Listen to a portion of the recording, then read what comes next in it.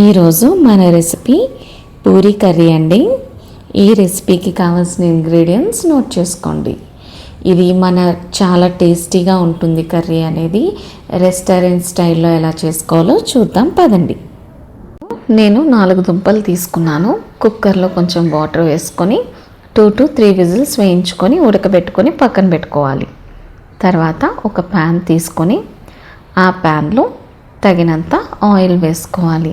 కూరకి ఎంత సరిపడుతుందో అంత ఆయిల్ వేసుకున్నాక మనం పోపు వేసుకోవాలి.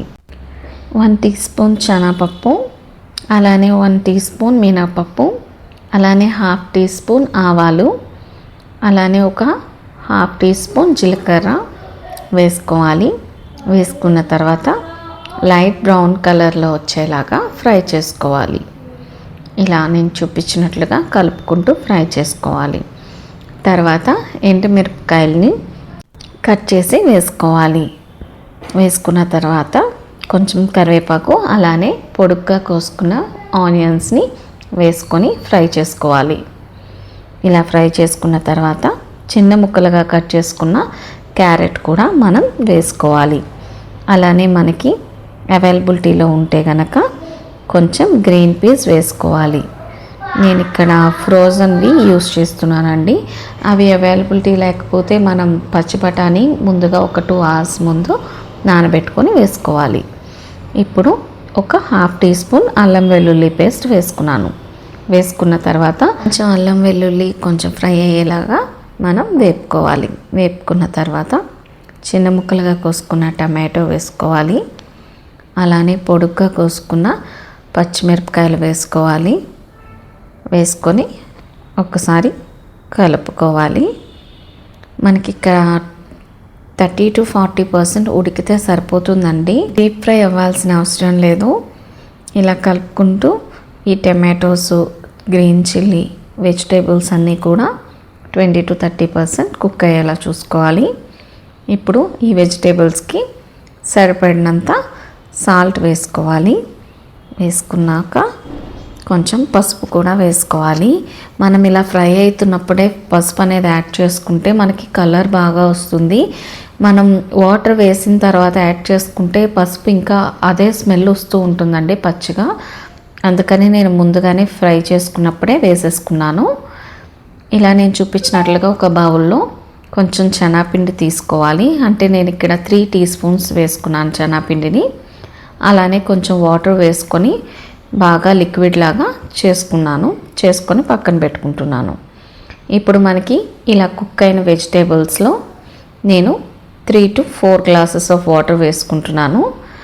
ఆ తర్వాత నేను స్టవ్ అనేది హై స్పీడ్లో పెట్టుకొని ఈ వెజిటేబుల్స్ అన్నిటినీ కూడా నేను ఒక 70 to 80% కుక్ చేసుకుంటాను. ఇలా కుక్ అయిన తర్వాత బాగా బాయిల్ అయిన తర్వాత మనం ఆల్రెడీ కుక్ చేసుకున్న బంగాళదుంపలు ఉన్నాయి కదండి, అవి స్మాష్ చేశాను. ఆ స్మాష్ చేసిన దాన్ని ఇందులో వేసుకుంటున్నాను. ఇలా బాగా మరిగిన తర్వాత వేసుకొని ఇవన్నీ కూడా బాగా మిక్స్ అయ్యేలాగా కలుపుకోవాలి. ఇలా కలుపుకున్న తర్వాత హై స్పీడ్లో ఒక 5 to 10 minutes ఉంచుకోవాలండి. అలా ఉంచుకున్న తర్వాత ఇది బాగా బాయిల్ అవుతుంది. బాయిల్ అయిన తర్వాత మనం శనగపిండి ఏదైతే లిక్విడ్లా చేసుకొని పక్కన పెట్టుకున్నామో అది ఈ బాయిల్ అయిన వాటర్లో వేసుకోవాలి. ఇలా ఎందుకు వాటర్ వేసుకొని శనగపిండిని కలుపుకుంటాము అంటే ఉండలు లేకుండా ఉండడానికి, కర్రీ కూడా మంచి కన్సిస్టెన్సీ రావడానికి శనగపిండి అనేది యాడ్ చేస్తారు. ఇప్పుడు మనం ఇదంతా కలిసేలా బాగా కలుపుకోవాలి. ఒక 5 to 10 minutes ఇలా కలుపుకుంటూ మనం కుక్ చేసుకోవాలి. మనం ఇక్కడ కన్సిస్టెన్సీ చూసుకోవాలండి. థిక్ కన్సిస్టెన్సీ వచ్చేదాకా మనం ఇది కుక్ చేసుకోవాలి. ఇలా నేను చూపించినట్లుగా కలుపుకోవాలి, లేదంటే కింద అడుగంటేస్తుంది. మనం శనగపిండి వేసాం కాబట్టి ఇలా కలుపుకుంటూ ఒక 5 to 10 minutes బాయిల్ చేసుకుంటే మన కర్రీ అనేది రెడీ అయిపోతుంది. ఈ రెసిపీ చాలా టేస్టీగా ఉంటుందండి. మనం పూరీతో తీసుకున్నట్లయితే చూడండి, ఇలా నేను చూపించినట్లుగా కన్సిస్టెన్సీ చూసుకుంటూ మనం బాయిల్ చేసుకోవాలి. థిక్ కన్సిస్టెన్సీ కావాలండి నాకు, అందుకనే నేను అలా చూసుకుంటూ బాయిల్ చేస్తున్నాను. మీకు నచ్చిన కన్సిస్టెన్సీలో మీరు స్టవ్ ఆఫ్ చేసుకోవచ్చు. ఇలా నేను చూపించినట్లుగా బాగా కలుపుకుంటూ మరిగించుకోవాలి. తర్వాత స్టవ్ ఆఫ్ చేసుకొని కొత్తిమీరతో గార్నిష్ చేసుకోవచ్చు. చూడండి, ఇలా నేను చూపించినట్లుగా పూరీలు కూడా చేసుకుంటే పూరీతో ఈ కర్రీ చాలా టేస్టీగా ఉంటుంది. సేమ్ రెస్టారెంట్ స్టైల్లోనే ఈ కర్రీ ఉంటుందండి. టేస్ట్ చేసి మీరు కూడా నాకు చెప్పండి. మీరు ట్రై చేసి ఎలా వచ్చింది ఏంటి అనేది నాకు కామెంట్ బాక్స్లో కామెంట్ చేయండి. Thank you.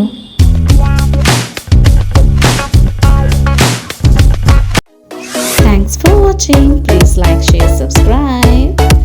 Please click on bell icon.